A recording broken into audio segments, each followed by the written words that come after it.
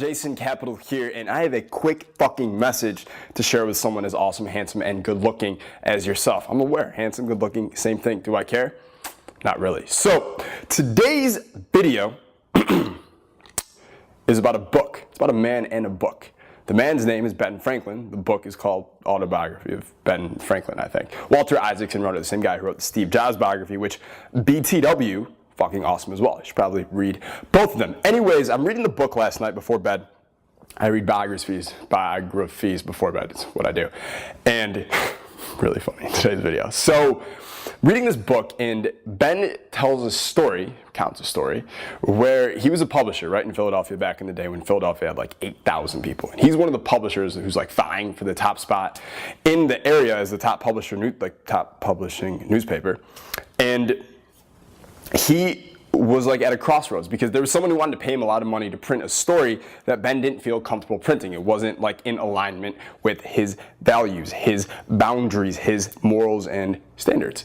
So he was like, what do I do? I make fat dough and spend it on bottles and bitches, or do I keep my moral integrity and not print this? So he thought long and hard about it, and here's what he decided to do. He said, you know what? I'm gonna leave work tonight. I'm gonna go to the bakery. I'm gonna buy a loaf of bread. I'm gonna go home. Okay, I'm going to eat this bread on the floor of my house. The floor, which is 1700s. So floors weren't like our floors. Sit on the floor, eat the bread, and then take my coat, lie down on the wooden floor, and put the coat over me, and I'm going to sleep like that. And then I'll see how I feel in the morning. We did that. Wakes up in the morning, and he was like, thought to himself, he's like, you know what? If I can spend the whole night eating just bread and sleeping on a nasty floor with a jacket, then I don't really need to print stuff that's not in alignment with my integrity, with my morals, just for a little bit of money. Because I can survive. I don't need that shit. It's cool, I like the money, but I don't need that shit, all right? I don't need it. And I love this fucking story because it has so many applications to me and to you and to our lives.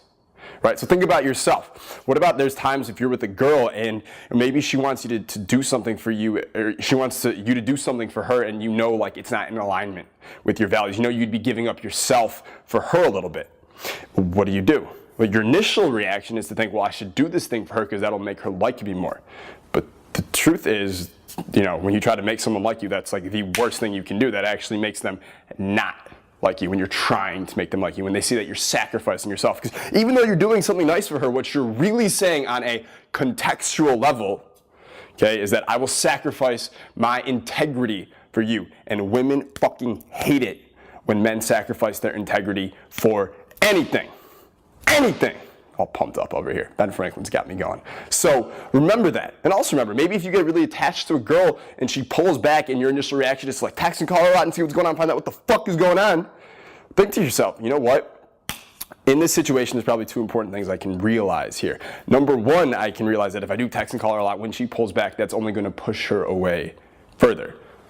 And two, maybe there's a reason she's pulling back, and if I just relax and stay on my path and get focused and get back on what's most important to me, and I go back on my path and I'm just focused and even focus even deeper on my goal with more positive aggression, as Maxwell Maltz, who would say, one of my favorite people from psycho-cybernetics. And if you think that, and then you go, you know what? If Ben Franklin can sleep on the floor, eating nothing but gross-ass bakery bread, and his overcoat in the cold winter of Philadelphia, and he didn't need that, then I probably don't need her, okay? Realize, too, you can sleep on the floor with bread for a night and be fine, okay? That's because you are full on your own. You are a badass on your own. So when a girl pulls back, you don't need her, okay? Again, you can sleep on the wooden floor with the jacket. You can do it, too. All right, so take the courage from me, take it from Ben, I don't care, but understand that, when it comes times to these decisions in our lives, which happen a lot, where we have to decide, well, am I going to sacrifice my moral integrity for a quick, instant gratification that probably will be transient and won't even make me happy for that long? Remember this story. Remember this time. Remember this video. You, too, can sleep on the wooden floor with gross-ass bakery bread in the cold of winter with a nasty overcoat and be just fine. I'm Jason Capital. I'll see you later, man.